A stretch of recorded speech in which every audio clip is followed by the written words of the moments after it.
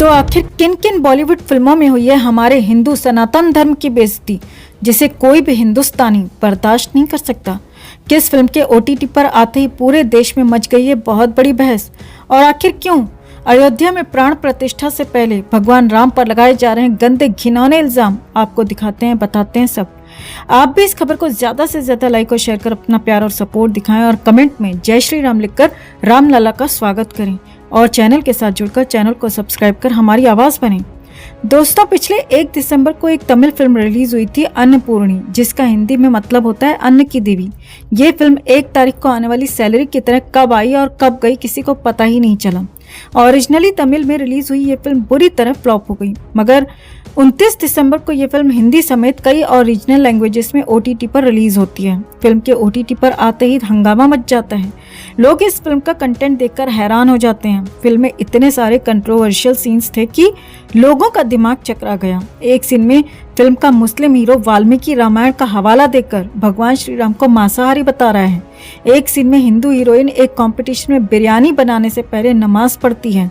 एक सीन में एक मुस्लिम महिला हिंदू हीरोइन को बताती है कि बिरयानी बनाने से पहले वो नमाज पढ़ती है तो बिरयानी अच्छी बनती है। एक सीन में हिंदू हीरोइन अपने मुस्लिम बॉयफ्रेंड के लिए माँ बाप से बगावत कर देती है। देखते ही देखते ये सारे सीन सोशल मीडिया पर वायरल हो गए। लोग सवाल करने लग गए कि भाई ये क्या है, बिरयानी बनाने का नमाज पढ़ने से क्या लेना देना, ये फूड यानी भोजन कब से हिंदू मुस्लिम हो गए। और नमाज पढ़ने से अगर मुस्लिम महिला बिरयानी अच्छी बनाती है तो तुमने हिंदू हीरोइन को सर ढकवाकर बिरयानी बनाने से पहले नमाज क्यों पढ़वा दी। हेलो, ये प्रोपागेंडा नहीं है तो क्या है। इसके उलट अगर कोई फिल्म बनाने से पहले ये दिखा देता कि मुस्लिम हीरोइन हलवा बनाने से पहले भगवान राम की पूजा करती है तो क्या लोग इसे हजम कर पाते। बताइए, क्या कोई लॉजिक है इस बात में। ये सरासर प्रोपागेंडा नहीं है तो क्या है, ऐसा लोग कह रहे हैं। हैरानी ये है कि जो कश्मीर फाइल्स या केरला स्टोरीज जैसी सच्ची कहानियों पर फिल्में बनती हैं तो लोग इसे प्रोपागेंडा बताते हैं। ये साबित करते हैं कि नहीं, ऐसा कुछ हुआ ही नहीं है। तब यही लोग शिकायत करते हैं कि ऐसी फिल्में तो एक कौम को गलत नजर से दिखाने के लिए बनाई गई हैं। तब ये लोग इस फैक्ट पर बात बिल्कुल नहीं करते कि क्या सचमुच कश्मीर से लाखों हिंदू भगाए गए थे या नहीं, क्या वहाँ हिंदुओं का कत्लेआम हुआ था या नहीं।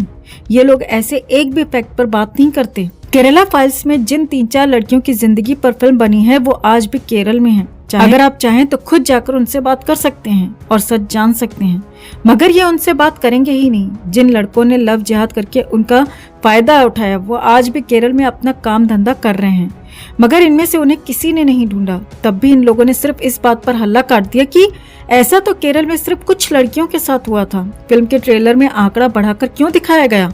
अरे ओ चाचा, हम कहते हैं तुम आंकड़े छोड़ो। अगर ऐसा 20 भी लड़कियों के साथ हुआ है तो क्या वो मसला नहीं था क्या, बताइए।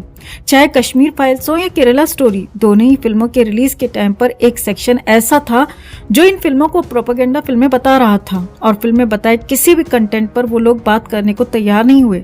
लेकिन जब अन्नपूर्णी जैसी विशुद्ध 24 कैरेट खरी प्रोपेगेंडा फिल्म बनती है तो यही लोग फेविकोल की लस्सी बनाकर अपना मुंह सी लेते हैं। वरना आप ही बताइए, ऐसी कहानी का क्या मतलब है जिसमें फिल्म की हीरोइन को आप पुजारी की बेटी दिखाते हो।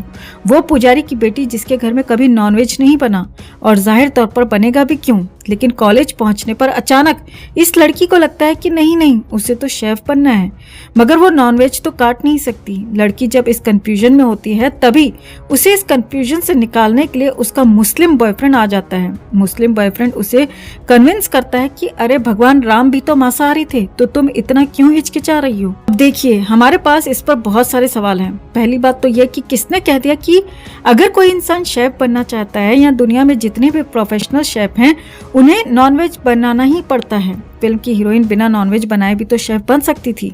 फिल्म कोई सऊदी अरब में तो बन नहीं रही है या किसी ऐसे देश की कहानी तो है नहीं कि जहाँ पर लोग वेज नहीं खाते। आज भी भारत में एक बहुत बड़ी आबादी है जो सिर्फ वेज खाती है। ऐसे में उस लड़की की क्या मजबूरी होगी कि भैया मुझे शेफ बनना है तो नॉनवेज तो काटना ही पड़ेगा या खाना ही पड़ेगा, बताइए। चलो एक पल के लिए मान भी लिया जाए कि लड़की को नॉनवेज बनाना था, मगर इस बात को कन्विंस करवाने के लिए वहाँ एक मुस्लिम बॉयफ्रेंड की क्या जरूरत थी, बताइए। मुस्लिम बॉयफ्रेंड अगर दिखाया भी हो तो वो वाल्मीकि रामायण को कोट करके उसे कन्विंस कर रहा है। वाह बेटे वाह, तुम तो बड़े हैवी ड्राइवर निकले, हद हो गई 1.5 शानेपंती की। इस तरह तो कल को कोई इसके उलट फिल्म बना दे जहां पर एक ऐसा टॉपिक है जिसमें हिंदू हीरो मुस्लिम हीरोइन को किसी ऐसे बात के लिए कन्विंस करता है जो उसके पेट के अगेंस्ट है, और लड़की जब ना माने तो वो उसे उसी के मजहब पर ज्ञान देने लगे। वाह बेटे वाह। अब आते हैं सबसे बड़े झूठ पर। वही झूठ जो कुछ दिन पहले एनसीपी के नेता जितेंद्र आवर ने बोला था, और वही झूठ इस फिल्म के मुस्लिम हीरो के मार्फत फिर से फैलाया जा रहा है। और झूठ यह है कि भगवान राम मांसाहारी थे। इसे झूठ साबित करने के लिए हमारे पास यूं तो कई सारे तर्क हैं और कई सारे पॉइंट्स हैं। हम एक एक करके आइए उस पर बात करते हैं। ध्यान से इस वीडियो को देखिएगा दोस्तों, और जो लोग भी ऐसी बातें फैला रहे हैं ये वीडियो उन तक भी जरूर पहुंचाइएगा। इनफैक्ट इस वीडियो को दबाकर शेयर करिएगा जिससे ये हर व्यक्ति तक पहुंचे।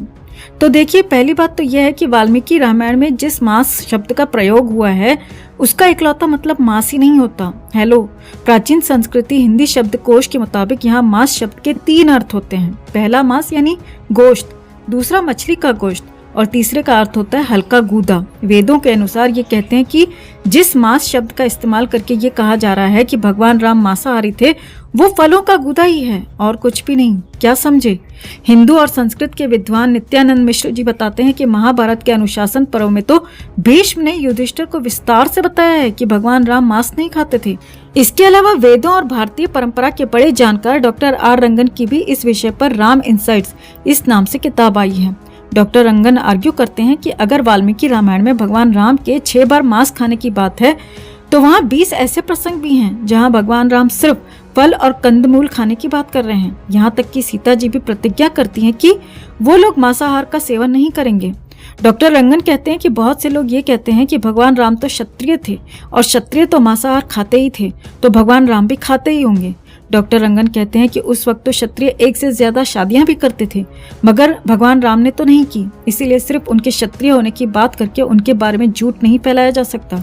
भगवान श्री राम ने वनवास जाने से पहले भी प्रतिज्ञा ली थी कि इन 14 वर्षों में मैं निर्जन वन में रहूंगा और मुनियों की भांति बिना मांस खाए सिर्फ मधु, मूल और फल पर जीवित रहूंगा। तो दोस्तों, हमें लगता है कि इतने तर्क किसी भी इंसान को ये विश्वास दिलाने के लिए काफी हैं कि हकीकत आखिर है क्या। मगर ये देखकर हैरानी भी होती है और दुख भी होता है कि बजाय प्रभु श्री राम के विशाल व्यक्तित्व से कोई सीख लेने के, उनके गुणों की चर्चा करके उसे जीवन में उतारने के, कुछ लोग उनके इर्द गिर्द हवाई विवाद पैदा करने की कोशिश करते रहते हैं। बताइए, अभी तो हम फिल्म अन्नपूर्णी का जिक्र कर रहे हैं, मगर ये कहने में कोई हर्ज नहीं है कि हिंदी फिल्में तो सनातन के ऐसे अपमान से भरी पड़ी हैं। दोस्तों, ऐसी कितनी फिल्में आपने देखी होंगी जिसमें विलन को तिलकधारी दिखाया जाता है, अपराधी को मंदिर का पुजारी दिखाया जाता है। 1957 में एक फिल्म आई थी मदर इंडिया, उसमें दिखाया गया था कि लाला का कैरेक्टर हीरोइन का रेप करता है। रेप वाले सीन से पहले दिखाया गया है कि कैसे वो आरती कर रहा है। उसी तरह 80s में आई राम तेरी गंगा मैली फिल्म में हीरोइन बनारस के घाट पर मदद मांगती है और उसके साथ वहां पर दुष्कर्म हो जाता है। वहां भी लोग एक मंत्र जाप कर रहे होते हैं।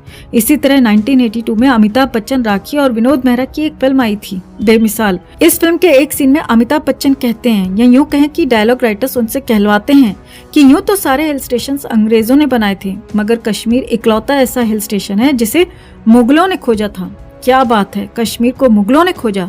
सच में यार, हमारे लिए यकीन करना मुश्किल है कि जिस वक्त राइटर ने ये बात लिखी, क्या उन्हें सच में ये नहीं पता था कि कश्मीर को किसने खोजा। और कुछ नहीं तो अगर राइटर ये भी सर्च कर ले कि कश्मीर का नाम कश्मीर आखिर पड़ा कैसे, उसे तभी इसकी हकीकत पता लग जाती।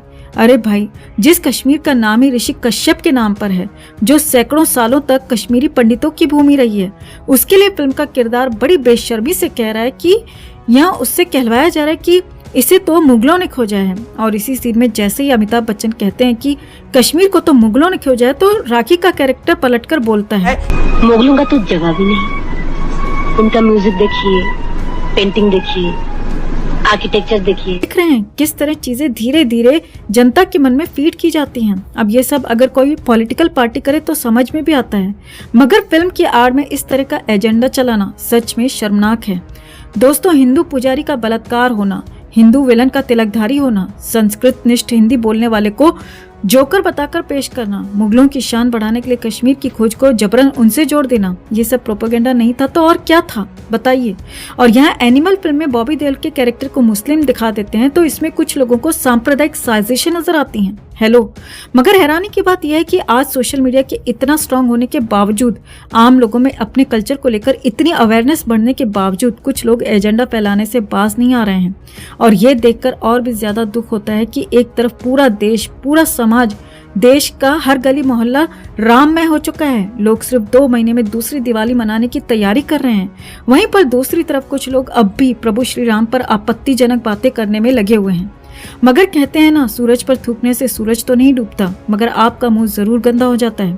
तो हमारी शुभकामनाएं हैं ऐसे लोगों के साथ जो लगातार ऐसी बातें करके अपना मुंह, अपनी जबान गंदी करवा रहे हैं। बाकी हम ऐसे लोगों की खबर बराबर लेते रहेंगे ताकि इन्हें पता चल सके कि यूं ही झूठ बोलकर नहीं निकला जा सकता। इनके हर एक पाप का हिसाब किया जाएगा, इनके हर एक झूठ का पर्दाफाश किया जाएगा। उम्मीद करते हैं आपको हमारा यह हिसाब किताब अच्छा लगा होगा। यदि हाँ, तो इस खबर को ज्यादा से ज्यादा लाइक और शेयर कर अपना प्यार और सपोर्ट दिखाएं और कमेंट में जय श्री राम लिखना ना भूलें।